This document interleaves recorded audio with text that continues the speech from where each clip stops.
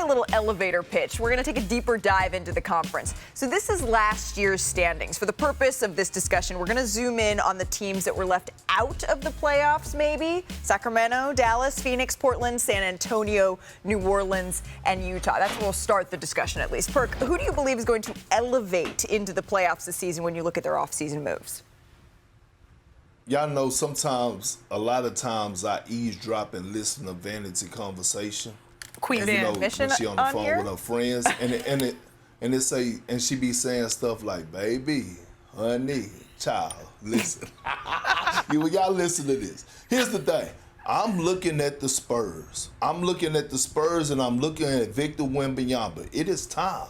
We're talking about when you start comparing them and saying the greatest prospect since LeBron James was Victor third year.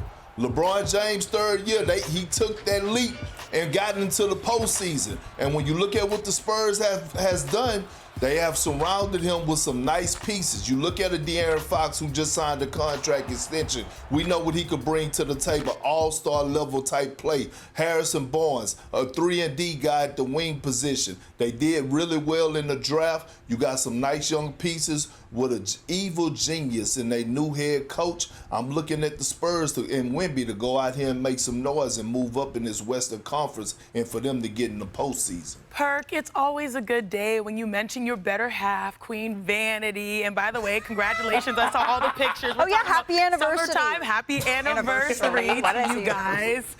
My squad, you know where we're from. You, me, Van. From Texas, and I'm going to stay there and stand on it. Didn't we already Perk know. Also stay in Texas? Yeah, that's the point. Like, we're keeping it in the family here. We're keeping it in the family.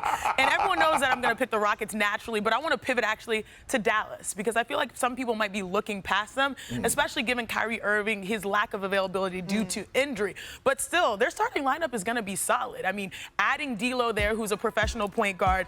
You've got Cooper freaking Flag joining, which is going to help bring that positivity back to the city. And then has anyone had a better summer maybe than Klay Thompson? Spiritually, mentally, physically, emotionally, all that type of stuff. Going back out there, knocking down shots. You have Gafford and Lively maintained. This is going to be one of the biggest groups. And, of course, helming it on the interior is Anthony Davis. And so I'm looking at the Mavs. You know, they were not good last year, obviously fizzled out, but then maybe finding that continuity, especially as they try to buy time until Kyrie comes back. One of the games that I'm definitely going to have circled when the schedule comes out later this week is when Anthony Davis returns to Los Angeles because we still haven't gotten to see that game yet. He was hurt the last time around, so we didn't get to see him play. I know I gave the stipulation of teams that didn't make the playoffs, but I think you guys have that covered. I think that a team that was already great last year, that I think has the potential to get even better, go with me here, guys. What about the Denver Nuggets? I really like bringing in Cam Johnson here for Michael Porter Jr. They have a true backup center in Valanciunas. You're bringing Bruce Brown back. Their first-round pick from 2024 is actually going to be able to play. Remember, he was out all of last year.